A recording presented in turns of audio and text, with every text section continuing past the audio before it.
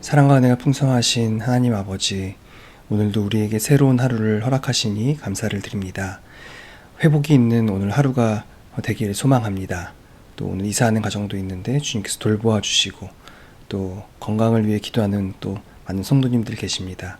모두들 쾌차하실 수 있도록 주님께서 크신 은혜로 함께하여 주옵소서. 이 시간 허락하신 말씀 깊이 상고하게 하시고, 또 기도하는 가운데 성령께서 함께하여 주옵소서. 예수 그리스도의 이름으로 기도하옵나이다. 아멘.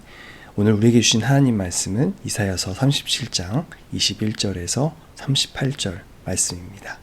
아모스의 아들 이사야가 사람을 보내어 히스기야에게 이르되, 이스라엘의 하나님 여호와께서 말씀하시되 네가 아수르의 사네립 왕의 일로 내게 기도하였도다 하시고, 여호와께서 그에 대하여 이같이 이르시되 처녀딸 시온이 너를 멸시하며 조소하였고 딸 예루살렘이 너를 향하여 머리를 흔들었느니라. 네가 회방하며 능욕한 것은 누구에게냐? 네가 소리를 높이며 눈을 높이 들어 향한 것은 누구에게냐? 곧 이스라엘의 거룩하신 이에게니라.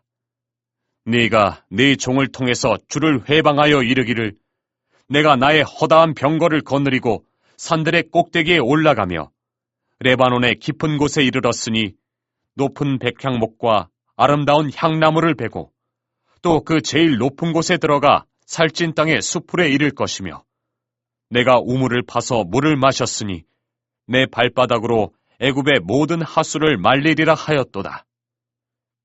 네가 어찌하여 듣지 못하였느냐?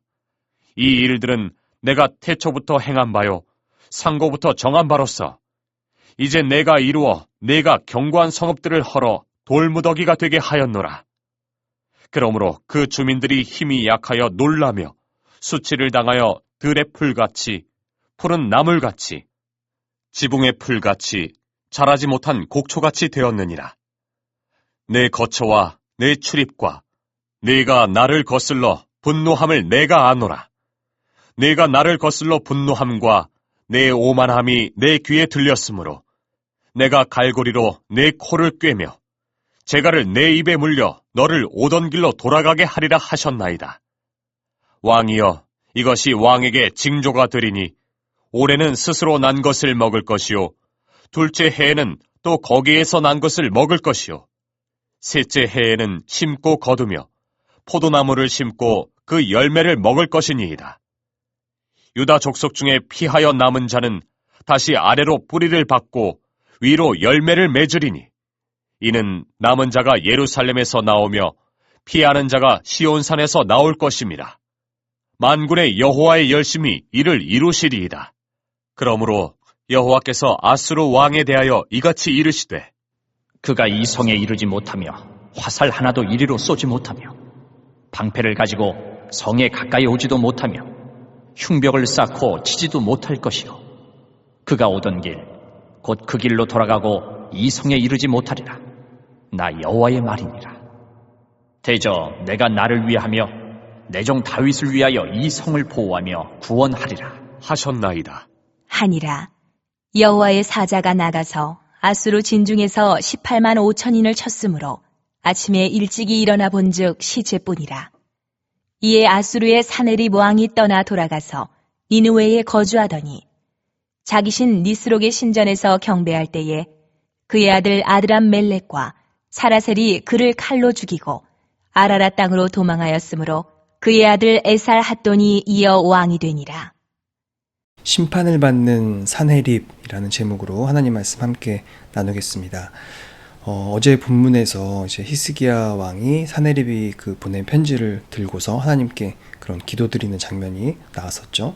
오늘 본문 이제 21절부터는 히스기야가 드린 하나님께 드린 그 기도에 대한 어떤 하나님의 응답에 관한 그런 내용이 이제 오늘 본문 21절부터 나옵니다. 한번 천천히 살펴보겠습니다. 하나님은 이제 히스기야의 기도를 들었다라고 이제 말씀을 하시고, 이제 22절에 보니까 여호와께서 그에 대하여 이같이 이르시되 처녀의 딸 시온이 너를 멸시하며 조소하였고 딸 예루살렘이 너를 향하여 머리를 흔들었느니라, 이렇게 말씀하십니다. 아수르 대군이 지금 예루살렘을 포위한 거잖아요. 그리고 유다의 성읍들도 다 무너졌습니다. 하나님께서는 예루살렘이 아수르의 왕 사네립을 근데 비웃을 거라고 말씀을 하시는 거죠.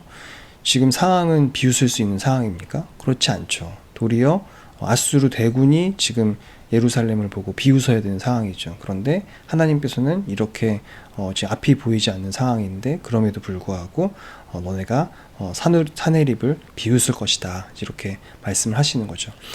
여기서 이제 머리를 흔들었다라는 표현이 나오는데 뭐 이거는 사실은 정확하게 알지는 못해요. 그런데 이제 문맥상 우리가 봤을 때 머리를 흔들었다라는 이 표현이 그 당시에 이제 뭐 비웃는 그런 거, 그다음에 뭐 무시하는 것 이렇게 쓰였다라고 이제 추정을 하는 거죠. 그래서 본문의 그런 내용 어떤 흐름상 아마 이제 그렇게 쓰였을 것이라고 이제 생각을 하는 거죠. 그래서 오늘 본문에서는 사네립이 이제 예루살렘을 비웃었는데 이제 정반대가 될 것이다. 이렇게 말씀을 하고 계신다라고 이렇게 보면 되겠습니다. 23절에 보니까 하나님께서 사네립한테 너가 누구를 회방하고 능욕했는지 아느냐 이렇게 하나님이 이제 반문을 하고 계세요. 그동안 사네립이 이제 하나님을 막 비웃었잖아요. 그리고 조롱을 했잖아요. 그런데 하나님이 지금 이제 사네립에게 묻고 계신 거예요. 너 내가 누군지 알고 지금 그렇게 나를 능욕했느냐 이렇게 물어보시는 거죠. 24절 또 25절에서는 사네립 너가 그동안 뭐 전차도 자랑하고 뭐 레바논의 산에 올라가서 잣나무를 베어버리고 또 다른 나라를 또 정복해서 샘을 파고 물도 마셨고 또 뭐 이집트의 강물도 마르게 했다. 너가 그렇게 자랑을 했다. 이제 이렇게 말씀을 하시죠. 그리고 26절에서 말씀하시는데 이제 이 부분이 사네립에게는 굉장히 충격적인 말씀이에요. 내가 어찌하여 듣지 못하였느냐. 이 일들은 내가 태초부터 행한 바요. 이제 이렇게 말씀을 하세요. 이게 무슨 말이냐면은 너가 지금까지 자랑했던 거 있잖아. 그거 다 내가 이미 태초부터 다 정해놨던 일이야. 그러니까 너가 잘나서 이룬 게 아니라 너가 그렇게 하게끔 다 준비해놨던 거야. 그러니까 너가 내 도구였을 때는 그렇게 했는데 넌 이제 내 도구가 아니니까 그렇게 하지 못하게 할 거야 라는 말씀이신 거죠. 그러니까 굉장히 사네립은 그동안 자기의 업적을 막 나열을 하면서 내가 이런 거 했어. 너네 다 알아 몰라. 이렇게 말을 했는데 지금 하나님은 사네립에게 너 지금 그런 거 자랑했어? 그거 다 내가 이룬 거야. 이렇게 말씀을 하고 계신 거죠. 굉장히 굴욕적인 순간이에요. 그리고 이제 29절에 말씀을 하시는데 내가 나를 거슬러 분노함과 내 오만함이 내 귀에 들렸으므로 내가 갈고리로 내 코를 꿰며 재갈을 내 입에 불려 너를 오던 길로 돌아가게 하리라. 이렇게 말씀하십니다. 심판을 하시겠다는 거예요. 그런데 그 모습이 조금 충격적이잖아요. 갈고리로 코를 꿰고 또 입에 재갈을 물렸다. 이렇게 말씀을 하시는데 왜 이렇게 하시겠다. 이렇게 말씀하시는 걸까요? 이게 이제 내용을 알면 재밌는데 재밌다라고 표현하는 게 맞는지 모르겠습니다. 좀 끔찍하죠, 사실은. 근데 아수르가 자기들이 이제 나라를 정복을 하잖아요. 그러면은 그 나라의 왕을 이렇게 끌고 갔습니다. 그러니까 그 나라의 왕을 포로로 끌고 가던 방식이에요, 지금 이게. 그러니까 완전 짐승 다루듯이 막 코를 깨고 막 끌고 갔다는 거, 질질 끌고 갔다는 거예요. 동물 끌고 가듯이. 물론 동물도 그렇게 끌고 가면 안 되지만 그 당시에 짐승을 막 다루듯이 그 한 나라의 왕을 이렇게 막 끌고 갔다는 거예요. 그런데 하나님께서 그것을 기억을 하시고 사네립에게 지금 이렇게 말씀을 하시는 거예요. 너가 모든 나라의 왕들을 그렇게 끌고 갔었지 않느냐. 너가 끌고 갔던 그 왕들의 모습처럼 너를 끌고 갈 것이라고 말씀을 하시는 겁니다. 사네립은 이 말씀을 들었을 때 정말 굉장히 깜짝 놀랐을 거예요. 왜냐면은 내가 행했던 그 악행대로 하나님께서 나를 그대로 나에게 갚으실 것이라고 말씀을 하고 계신 거거든요. 굉장히 섬뜩한 그런 말씀으로 들렸겠죠.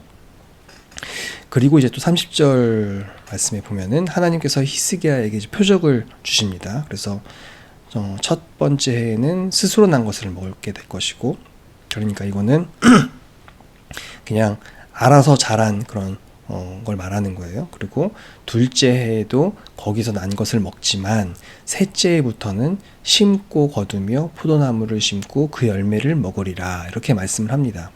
그러니까 지금 그동안 포위당하고 약탈당했던 그런 생활을 했잖아요. 그래서 첫 번째 해나 두 번째 해는 그냥 들에서 자기네들이 알아서 낳은 거를 너네가 먹게 되겠지만, 이제 이런 어떤 그런 포위당하고 또 그 가운데서 약탈당하고 그랬던 생활을 이제 다 정리가 되니까 세 번째 해부터는 너네가 농사를 다시 시작할 수 있을 것이다. 그리고 농사를 다시 시작했었을 때 거기서 나는 그 열매를 너네가 먹는, 어떻게 보면 굉장히 그런 평범한 또 평안한 그런 일상으로 너네가 곧 돌아갈 것이다. 이제 이 말씀을 하고 계신 거예요.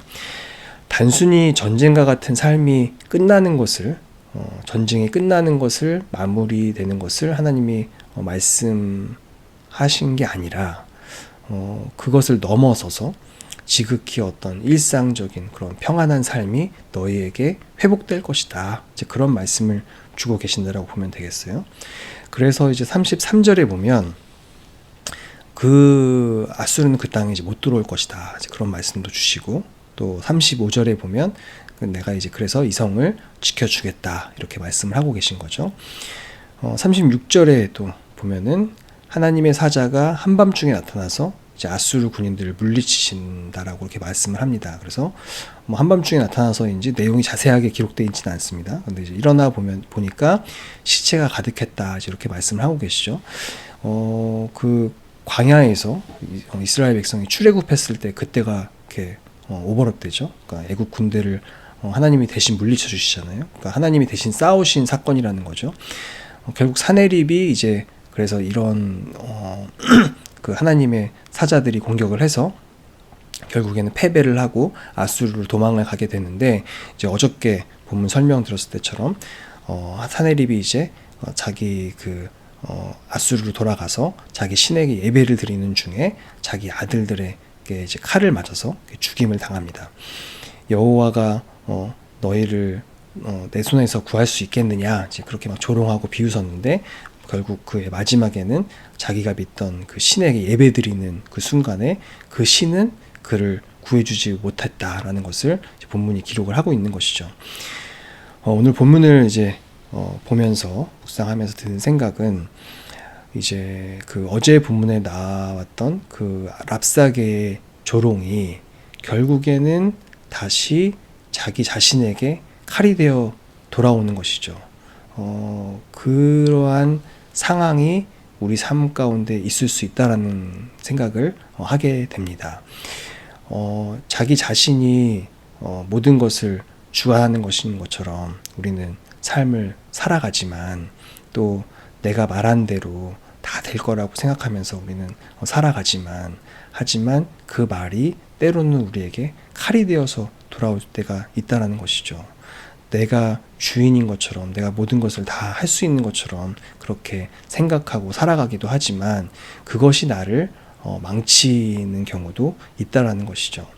결국 내가 한 말 혹은 내가 살아가는 어떤 그런 모든 생활 양식으로 인해서 내가 나 스스로를 망치게 될 때도 있고, 또 내가 심판받게 될 때도 있다는 것을 우리가 늘 기억을 해야 되겠습니다. 사내립은 결국에는 자기가 하나님을 조롱하고 하나님을 의지하지 않고 불순종하고 그렇게 자기 마음대로 살다가 결국에는 자기 아들들에게 칼에 맞아서 죽게 되잖아요. 이런 모습을 보면서 오늘 본문에서 우리가 우리의 모든 일을 이끄시는 분은 하나님이라는 사실을 잊어서는 안 된다는 사실을 다시 한번 깨닫게 됩니다. 내가 내 삶의 모든 일들을 운행하려고 하는 것이 아니라, 그리고 또 내가 내 입으로 내 상황을 정의하려고 하는 것이 아니라 하나님의 말씀을 통해서 내 삶을 정의하고, 또 하나님께서 내 모든 삶의 모든 문제들을 이끌어 주실 것이라는 것을 기억해야 되겠습니다.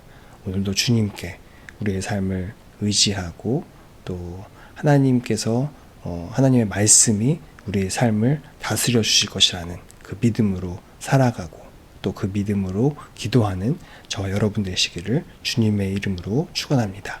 기도하겠습니다. 사랑과 은혜가 풍성하신 하나님 아버지, 모든 일을 이끄시는 분은 하나님이시라는 사실을 오늘 본문을 통해 다시 한번 깨닫게 됩니다. 우리가 주님만 의지하게 하시고 주님께서 우리의 삶을 책임져 주옵소서. 주님 말씀에 순종하는 우리 모두가 될 수 있도록 은혜를 베풀어 주옵소서. 오늘 하루도 사랑하는 모든 성도님들 강건하게 하시고 또 회복이 있게 하시고 주님께서 늘 동행하여 주시고 또 가정이 편안하게 하시며 주님께서 은혜로 함께하여 주옵소서. 해외로 출타 중인 에덴의 모든 권속들에게도 주님께서 같은 은혜로 함께하실 줄 믿으며 이 모든 것 예수 그리스도 이름으로 기도하옵나이다. 아멘. 하늘에 계신 우리 아버지, 아버지의 이름을 거룩하게 하시며 아버지의 나라가 오게 하시며 아버지의 뜻이 하늘에서와 같이 땅에서도 이루어지게 하소서.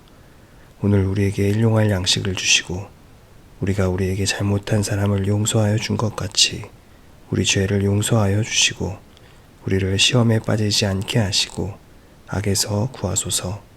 나라와 권능과 영광이 영원히 아버지의 것입니다.